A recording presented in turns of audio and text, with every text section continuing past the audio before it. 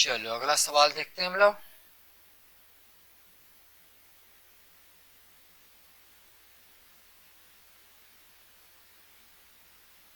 ये मान लो कि क्या है, फिक्स है। ये क्या है, फिक्स है। और ये 2 किलोग्राम का ये ब्लॉक है और इस पर हम फोर्स कितना लगा रहे हैं, 10 न्यूटन। और यहाँ फ्रिक्शन भी काम कर रहा है, म्यू बराबर 0.5। आई तो फिक्स है। तब निकालना है कि फाइंड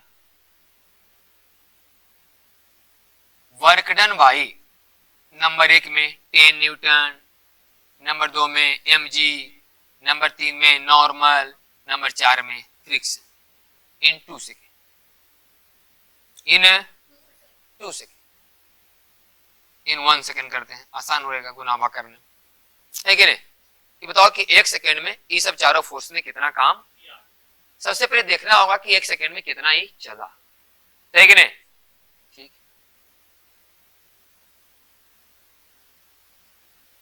तो यहाँ बड़ी है कितना किलोग्राम का है, 2 किलोग्राम का।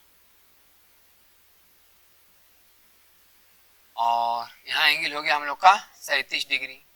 अब देखो यहाँ इस तरह के सवाल में तो रियाज हो गया है कि हम लोग इस तरह से एक्सेस कर लेते हैं कि नहीं। अच्छा देखते जाओ, एक यहाँ फोर्स कितना लग रहा है, 10 न्यूटन, और ये 37, तो ये भी 37, इसलिए पहले हम अपना 10 को तोड़ लेते हैं। 1 10 cos 37, cos का मतलब हो गया कि 10 और cos 37 4/5 बराबर 8 न्यूटन। ठीक, और 1 10 sin 37, तो sin 37 हो जाएगा 3/5 बराबर हो जाएगा ये 6 न्यूटन। ये तो अपना 10 को तोड़ लिए।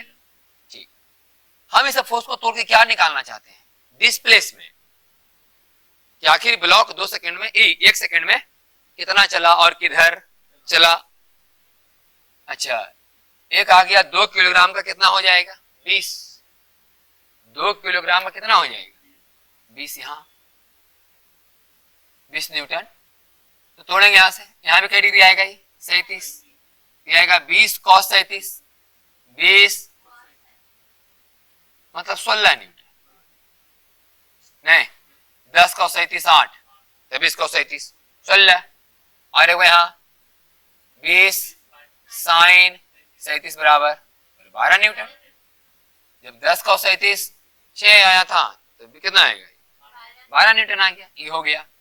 अच्छा, अब बचा कौन हमारा, एक नॉर्मल, क्या बचा, एक आएगो फ्रिक्शन।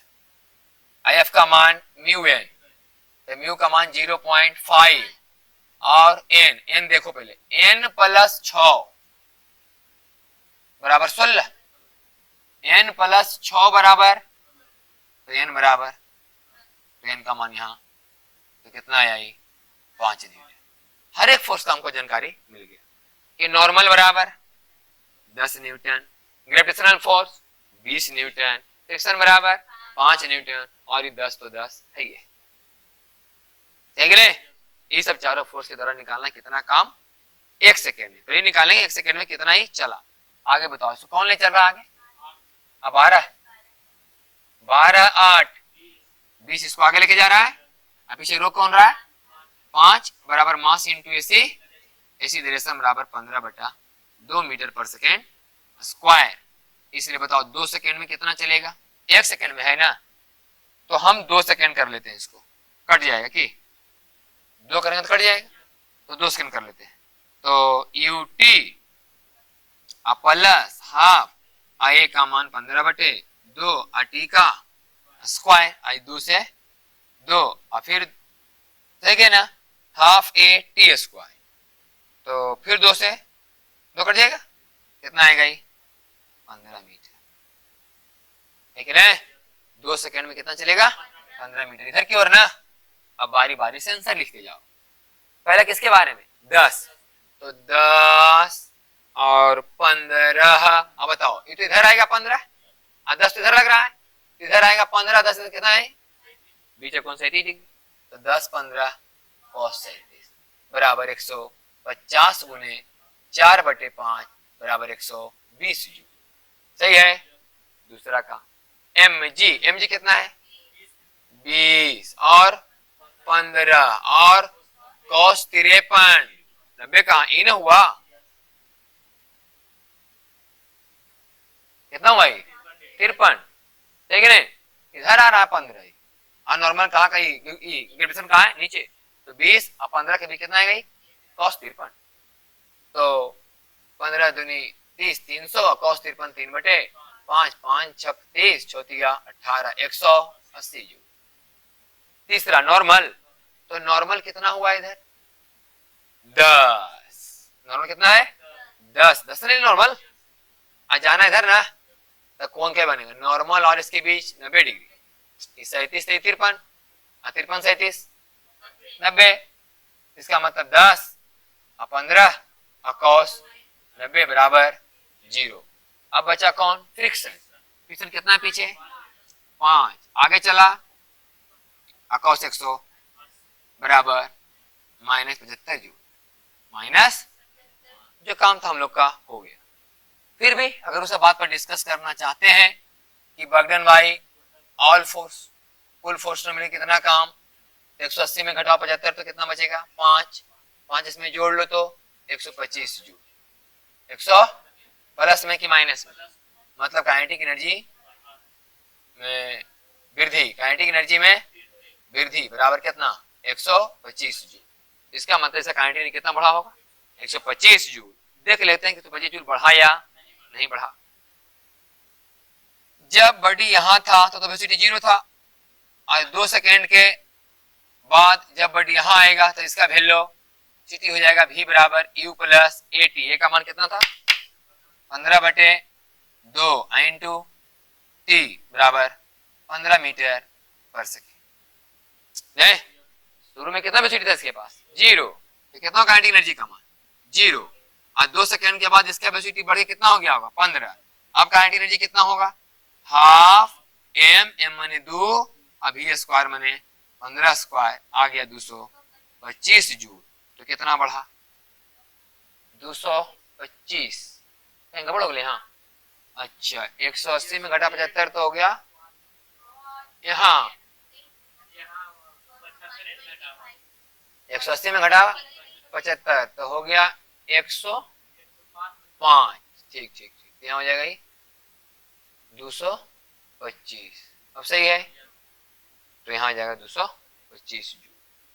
जो भी बर्डन आया वो कहाँ आया काइनेटिक एनर्जी को बढ़ाने में गया सही कि नहीं। जब हमको ऐसा लगा करके जरूर दिखाते रहेंगे क्योंकि मेन कंसेप्ट यही है। बर्डन तो निकालना अलग जगह है लेकिन बर्डन जितना ही फोर्स मिले कर रहा है सबका बर्डन जब जोड़ेगा तो या तो काइनेटिक एनर्जी बढ़ाने में जाएगा हटाने में। अगर पॉजिटिव बर्डन है तो उतना बढ़ाया होगा नेगेटिव में उतना घटाया होगा।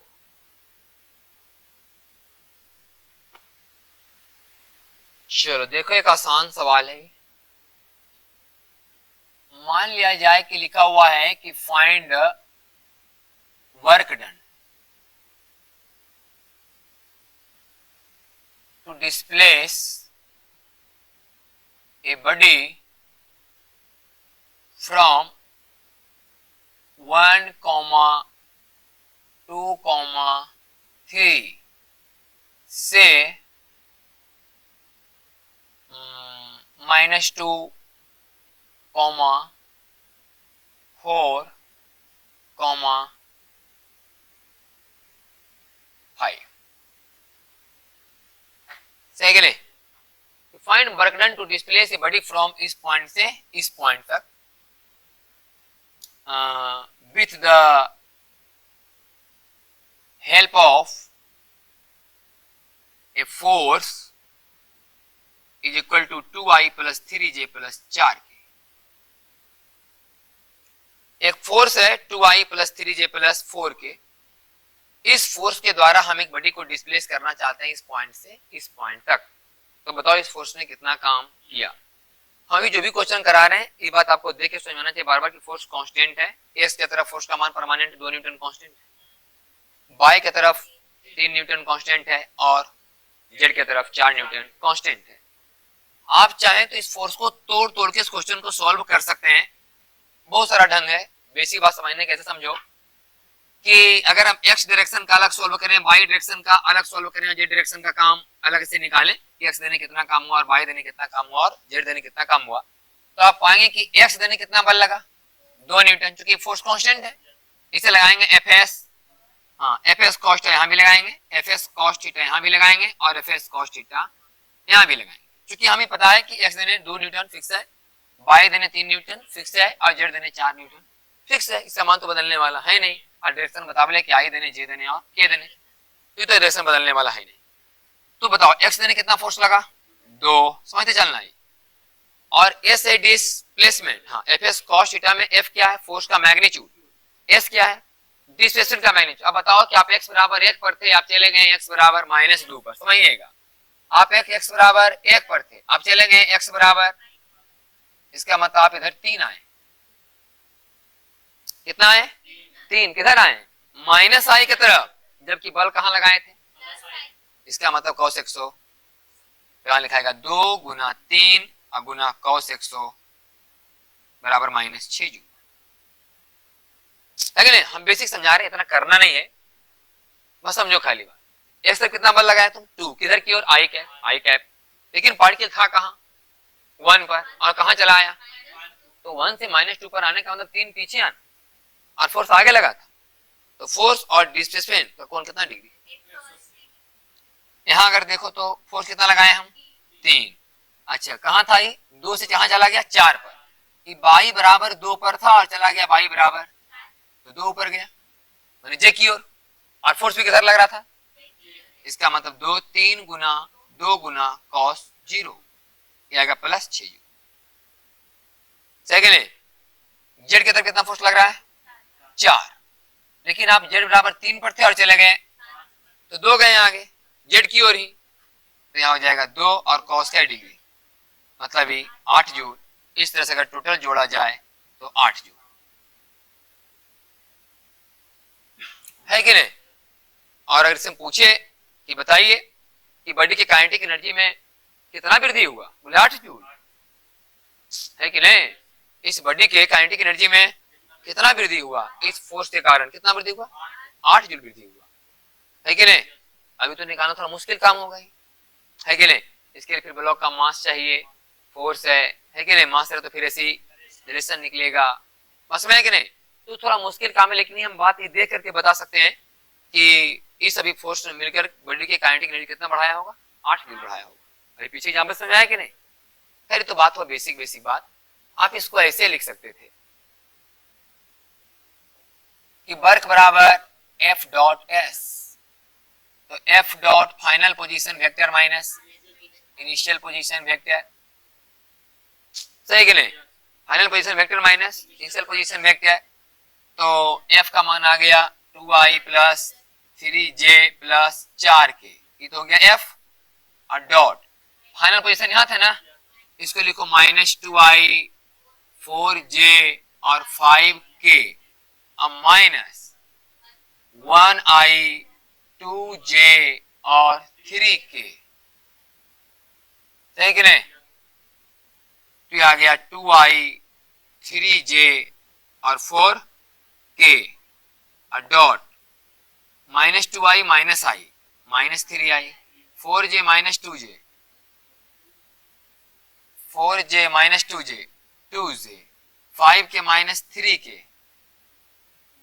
2k और डॉट में क्या होता है आई वाला गुना होता है, तो 2 गुना -6 फिर 3 दूना फिर 4 दूना बराबर 8, सही के लिए। एक बात और समझाते हैं, आप अब यहाँ क्या कर रहे थे, तीनों वर्ग को जोड़े ना, एक्स तरफ वाई तरफ और जेड तरफ, हम ऐसे भी लिख सकते हैं, देखो चूंकि हम वर्ग का फॉर्मूला क्या लिखते हैं, सुना पहले कि F डॉट ds का इंटीग्रेशन, सिंपल लिखते हैं कि नहीं, लिखते हैं ना, वर्ग बराबर F डॉट ds का इंटीग्रेशन, ऐसे लिखाता है ना, वर्ग बराबर F डॉट ds का इंटीग्रेशन लिखाता है, तो आप ऐसे भी लिख सकते हैं इस चीज को कि ds को जरूरी लिखना नहीं है, मान ले जाए कि आप लिख रहे हैं कि x के तरफ का काम, work done in x direction, आप लिखे ना fx dx का इंटीग्रेशन, fx dx का इंटीग्रेशन, बाई की तरफ का काम, एफ बाई डी बाई का इंटीग्रेशन, जेड की तरफ का काम, एफ जेड डी जेड का इंटी, यही चीज को लिखे हैं। बस इस इतना लिखने से थोड़ा अच्छा लगता है कि एक्स की तरफ का काम है, बाई की तरफ का काम है और जेड की तरफ का काम है, सही कि नहीं? इस वाले क्लियर हो जाता है। खाली हाई लिखा है, ऐसे लिखा हुआ। अब तुम यहाँ पर पूछ सकता है कि सर यहाँ डॉट कहाँ गया, डॉट के चलते होना चाहिए कॉस थीटा, कॉस थीटा कहाँ चला गया यहाँ, तो इससे कोई मतलब नहीं। जब आप लिमिट रखेंगे तो ये पॉइंट तय करेगा ना कहां से कहां आप जा रहे हैं, तो उसके हिसाब से dx का वैल्यू प्लस होगा कि माइनस, सब क्लियर हो जाएगा। आप जा रहे हैं 1 से 3 तक, तो 3 माइनस 1 यहाँ 2 आएगा, है कि नहीं? और आप जा रहे हैं 3 से 1, तो 1 माइनस 3 रखाएगा इंटीग्रेशन में, तो फिर माइनस ऑटोमेटिक आ जाएगा, सही कि नहीं? तो हम एक जनरल फार्मूला बताएं एफ एक्स डी एफ, अगर फोर्स कांस्टेंट है तो एफ एक्स कहाँ आएगा? बाहर, और फोर्स आ जाएगा बाहर, और डीएक्स का इंटीग्रेशन बराबर एक्स इनिशियल, यहाँ एक्स तो फाइनल माइनस, वही तो आप कर रहे थे कि 2 गुना -2 -1 तो -3, और -3 गुना 2 बराबर -6, सही कि नहीं? तो हम लोग यहां से लिख सकते हैं कि टोटल वर्क का फॉर्मूला ये भी हुआ कि F x D x F by D by F Z D Z का इंटीग्रेशन, ये भी आप ध्यान रख सकते है कि नहीं? वर्क मैक्सिमम क्या तरफ होगा? 3 तरफ, एक्स की तरफ, बाई की तरफ, जेड की तरफ। हाँ, ये नहीं समझना कि वर्क वेक्टर है, ऐसे है वेक्टर है तब बोल रहे एक्स की तरफ नहीं, कोई फोर्स होगा एक्स की तरफ लग रहा होगा, वो जो काम किया उसका नाम दे दिए डब्ल्यू एक्स। कोई फोर्स है जो बाई की तरफ लग रहा है, वो जितना काम किया उसका नाम दे दिए डब्ल्यू बाई। हम थोड़े कर रहे हैं कि ई वाला वर्क ई वाला वर्क ई वाला वर्क को वेक्टर के नियम से जोड़ो, नहीं, हम तो सिंपल जोड़ लगा दिए। ऐसे थोड़े कि ई वाला वर्क आई कैप, ई वाला वर्क जे कैप, ई वाला वर्क के कैप, ऐसे थोड़े लिख रहे हैं। हम तो लिख रहे हैं कि अगर एक्स की तरफ वाला फोर्स कुछ काम किया वो लिख लो, बाई की तरफ कोई फोर्स अगर काम कर रहा है तो बाई वाला लिख लो, और जेड की तरफ कर रहा है तो जेड वाला लिख लो। अब इस क्वेश्चन के हिसाब से अगर यहाँ देखो तो हमें ऐसे लिखना चाहिए, एफ एक्स की जगह 2, एफ बाई की जगह 3 और एफ जेड की जगह 4। हाँ, हम ये नहीं करें कि यही रहेगा बार बार, हो सकता है कि आने वाले सवालों में, अभी तो हम चूंकि बर्डन बाई कांस्टेंट फोर्स पढ़ा रहे हैं इसलिए यहाँ पर 2 लिखे। अगर हम करते हैं यहाँ 2x 3 by square 4z cube, ठीक है, तो फिर यहाँ लिखा था 4z cube 3 by square 2x, ऐसे लिखा था ना, और x का इंटीग्रेशन होता। लेकिन चूंकि अभी हम कांस्टेंट फोर्स के बारे में डिस्कस कर रहे हैं तो कांस्टेंट फोर्स का बात कर रहे हैं अभी हम लोग, तो यहाँ 2dx लिखा जाएगा, यहाँ 3dy और यहाँ 4dz dz। अच्छा, पॉइंट कहाँ? x बराबर 1 से कहाँ जाना है? -2। देखो अब 1 से तुम अपने जाएगा माइनस, अपने माइनस में आएगा वैल्यू, तो कॉस्ट लगाने की जरूरत नहीं है। और यहाँ कहाँ से कहाँ जाना है? बाई की तरफ 2 से 4, 2 से 4 और 3 से, तो 2 तो बाहर आएगा, और ds का इंटीग्रेशन 1 से लेकर के 3 बाहर आएगा, dy का इंटीग्रेशन बाई 2 से कहाँ तक, और 4 का बाहर आएगा, डी का इंटीग्रेशन z 3 से लेकर के 5। एक बार x का मान देंगे -2, एक बार x का मान देंगे 1, और बीच में तो -3 आ जाएगा, तो -3 गुने 2, इस तरह से कितना आ जाएगा ये, और ये कितना आ जाएगा, और आंसर आएगा 8, सही कि नहीं? तो ये लिखने का मतलब हुआ ना कि x की तरफ काम, बाई की तरफ के जो फोर्स लग रहा है उसके द्वारा किया गया काम, और जेड की तरफ जो फोर्स लग रहा है उसके द्वारा किया गया काम, तीनों काम को जोड़ दिए हम, सही कि नहीं? एक किया और -6 + 6 8, एक्स का अलग निकालने, बाई का अलग और जेड का, यही काम कर रहे हैं आप, एक्स का अलग निकाल रहे हैं, बाई का अलग निकाल रहे हैं और जेड का अलग निकाल रहे हैं। लेकिन ये तरीका अपनाना थोड़ा तब अच्छा है जब फोर्स का मान थोड़ा बदले, तब इंटीग्रेशन का सहारा लेना चाहिए। जब कांस्टेंट है तो काहेला इंटीग्रेशन करेंगे, सीधे ऐसे बनाओ ना f डॉट s से, है कि नहीं? अब जब यहाँ पर 2x 3 by square 4z cube, तो ये थोड़ा करना अच्छा होता, और यही अच्छा होता कर, हम ही वाला कर नहीं सकते थे, है कि नहीं? तब तो ऐसे ही बनना था। यहाँ 2x लिखा था, यहाँ 3 बाई स्क्वायर, यहाँ 4z क्यूब, तब होता उसका इंटीग्रेशन, तो है कि नहीं? चलो देखो यहाँ अभी हम लोग जो पढ़ रहे हैं सब क्या पढ़ रहे हैं? Burden by constant force. तो आपको ये बात समझ में आता होगा कि ग्रेविटेशनल फोर्स भी तो कांस्टेंट फोर्स है,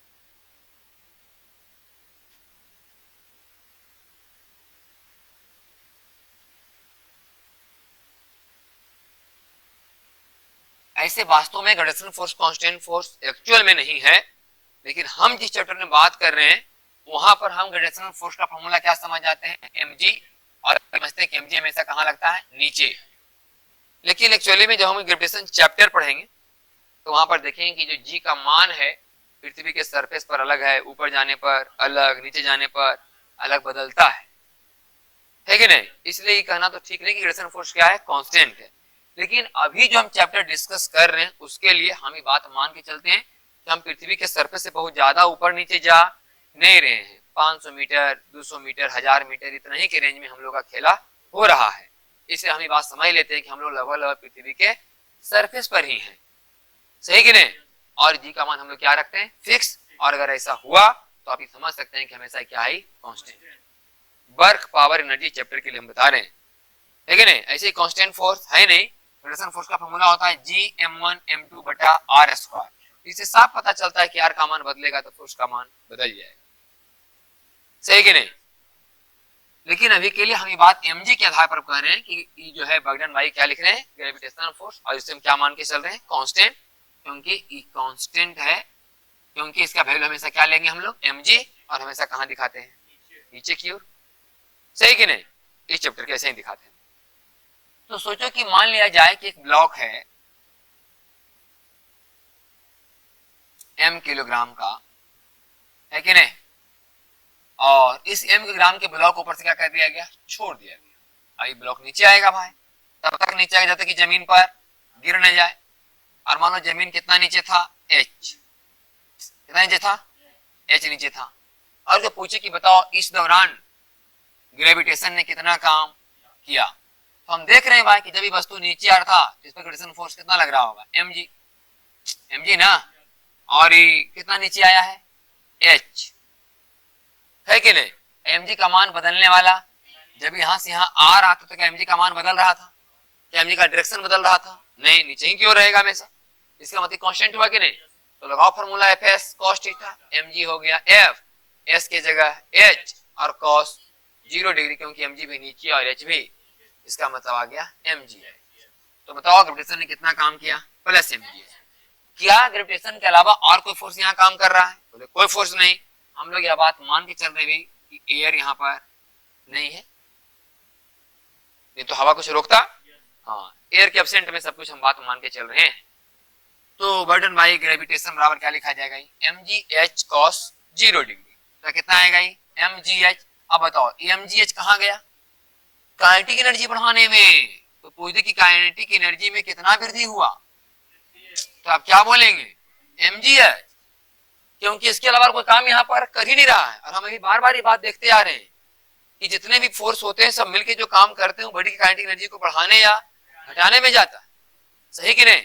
तो इसका मतलब है कि कहाँ जा रहा है, बॉडी की काइनेटिक एनर्जी को बढ़ाने में। और हम ये बात साबित करके भी दिखा देते हैं। आप लोग पढ़े होंगे कि जब किसी बॉडी को h हाइट ऊपर से छोड़ा जाता है और जमीन पर जब टकराता है तो उसका वेलोसिटी √2gh होता है, √2। इसका मतलब अब जाकर के इसका काइनेटिक एनर्जी हो गया है हाफ m v स्क्वायर मतलब 2gh, और 2 से 2 बराबर, शुरू में तो ड्रॉप किए थे, तो ड्रॉप का मतलब वेलोसिटी का मान, तो वहां तो काइनेटिक एनर्जी था नहीं, ऐसा करके कितना हो गया, तो काइनेटिक एनर्जी बढ़ा कि नहीं बढ़ा, सही कि नहीं। ऐसे दूसरी बात इसी का उल्टा। अच्छा कि और हम समझे कि जब कोई बॉडी ऊपर से नीचे आता है तो ग्रेविटेशन कितना काम करता है, mgh। जब कोई बॉडी ऊपर से नीचे आ रहा है उसमें ग्रेविटेशन कितना काम कर रहा है, mgh काम कर रहा है। इसी का उल्टा सोचो कि मान लो कि तुम किसी m मास के ब्लॉक को दे दिया भेलो, कितना वेलोसिटी दे दिया, v वेलोसिटी दे दिया, आई कुछ ऊपर चढ़ने के बाद ये क्या हो गया, रुक जाएगा, अरे कुछ ऊपर न चढ़ेगा, हाँ, कितना ऊपर चढ़ेगा पता है कि नहीं। मान लो उसको वेलोसिटी v कितना चढ़ेगा, ये आधे v स्क्वायर बाई 2g, पढ़ते थे ना हम लोग मोशन इन स्ट्रेट लाइन में। u से फेंको तो u स्क्वायर बाई 2g तक जाएगा, अगर v से फेंको तो v स्क्वायर बाई 2g तक जाएगा, और तब तक जाएगा जब तक कि इसका वेलोसिटी 0 ना हो जाए, है कि नहीं।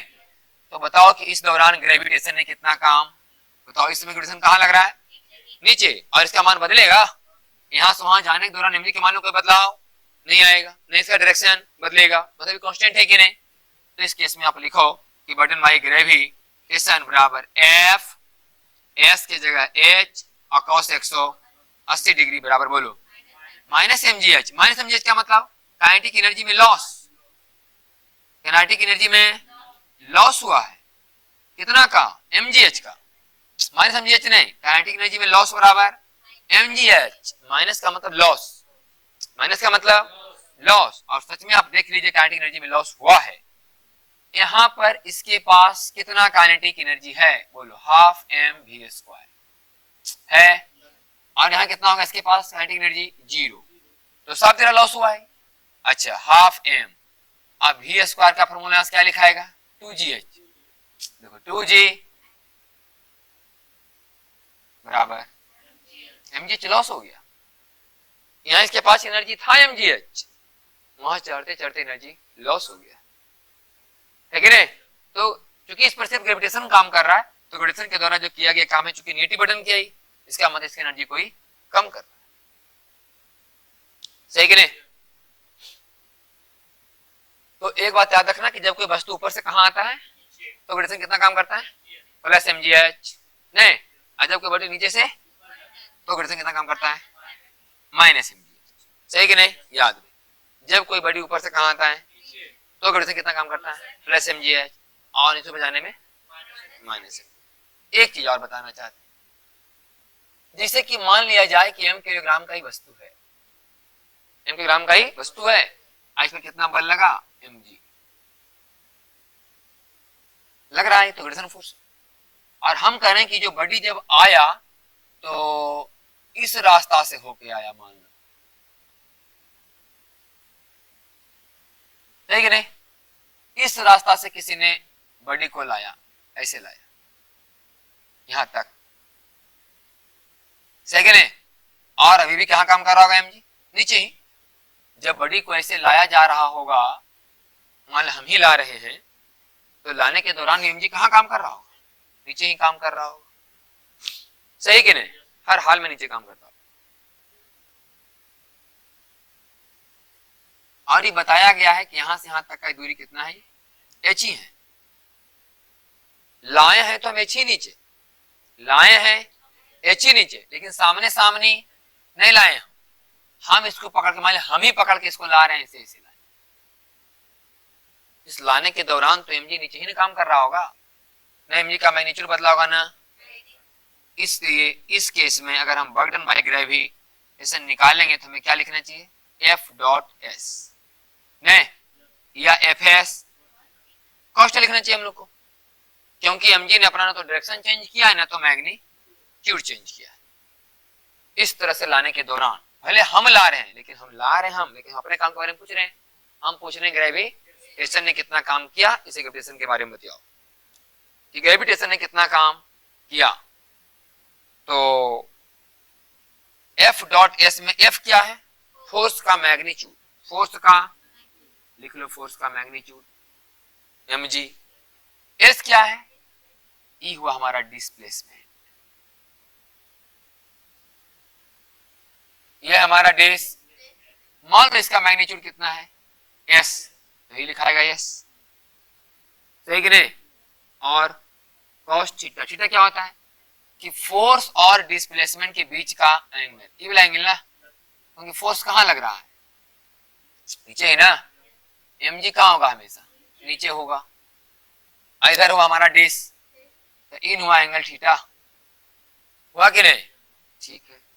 तो mg अगुने s, देखो कॉस थीटा बराबर अगर तुम सोचो तो कॉस थीटा बराबर होगा बेस बाई हाइपो, और ये बेस कितना आएगा h, और हाइपोटेनस और s से s बराबर mg है, मतलब आप किसी रास्ता से लाइए,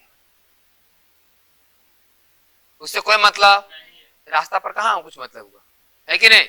हम तो यहां तक देखे कि कितना नीचे आया था h, तो काम आया mg है, मतलब कि जब कोई बॉडी नीचे आए तो काम बराबर mgh, कैसी आया उससे मतलब नहीं है। बाद में चल के सब फोर्स के बारे में डिस्कस करेंगे, जब पोटेंशियल एनर्जी का पढ़ाई होगा तो हम लोग उस समय फोर्स को बांटेंगे कि कौन सा फोर्स ऐसा है जिसके द्वारा जो काम होता है वो रास्ता पर डिपेंड, हाँ इसे भी हमने देखा ही कि जो ग्रेविटेशनल फोर्स है कैसा फोर्स है, कांस्टेंट फोर्स। तुम ये सिंपल समझो कि अगर फोर्स कांस्टेंट हो, एकदम एक लाइन में बात आप समझ सकते हैं कि यदि फोर्स कांस्टेंट है, यदि फोर्स क्या है, हाँ पूरा वेक्टर कांस्टेंट है, तो वर्क का फॉर्मूला क्या होता है, एफ डॉट एस होता है।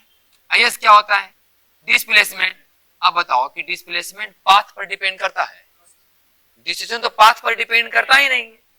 डिस्प्लेसमेंट का मतलब होता है जैसे कि आप यहां से यहां जाना चाहते हैं तो कैसे कहीं उससे लेना देना, ई हुआ डिस्प्लेसमेंट, है कि नहीं। जब डिस्प्लेसमेंट पाथ पर डिपेंड नहीं करेगा तो वर्क का पाथ पर डिपेंड करेगा नहीं। इसका मतलब ये तो कंफर्म हम लोग को याद ही कर जाना चाहिए कि अगर फोर्स कांस्टेंट हो, अगर फोर्स तो उस कांस्टेंट फोर्स के द्वारा किया गया वर्क डन पाथ पर डिपेंड नहीं करता, क्योंकि इसमें पाथ का कोई वैल्यू नहीं रह जाता है। यहाँ पर हमको डिस्प्लेसमेंट चाहिए होता है और डिस्टेंस पाथ पर डिपेंड नहीं होता। इनिशियल पॉइंट और फाइनल पॉइंट को डायरेक्ट मिलाने से जो लाइन मिलता है उसे बोलते हैं डिस्प्लेसमेंट, बुझा कि नहीं। तो इक्वल मतलब ये कंसेप्ट से यहां से पता चल जाता है, समझा कि नहीं, कि यदि फोर्स क्या हो, कांस्टेंट हो, तो कांस्टेंट फोर्स के द्वारा किया गया वर्क डन कभी पाथ पर डिपेंड नहीं कर सकता, क्योंकि वहां पर फॉर्मूला होता है एफ डॉट एस और एस है डिस्प्लेसमेंट। डिस्टेंस जो है पाथ पर डिपेंड करता है कि रास्ता चेंज तो डिस्टेंस चेंज, लेकिन डिस्टेंस तो ही रहेगा। आप अगर इस पॉइंट से इसी पॉइंट तक आए हैं, आप कैसे घूर आके और आते थोड़ा सा दूर से, तो ये होता है डिस्प्लेसमेंट। और हर हाल में आपको क्या लिखना होता है यहाँ पर, डिस पाथ से कोई लेना देना। तो बात हम लोग याद ही कर जाएं कि बर्डन बाई कांस्टेंट फोर्स जो होता है वो कभी पाथ पर डिपेंड नहीं करता है। इसलिए चूंकि ग्रेविटेशनल फोर्स भी यहाँ कैसा फोर्स है, कांस्टेंट फोर्स, इसलिए इस ग्रेविटेशनल फोर्स के द्वारा किया गया बर्डन भी पाथ पर डिपेंड नहीं करेगा।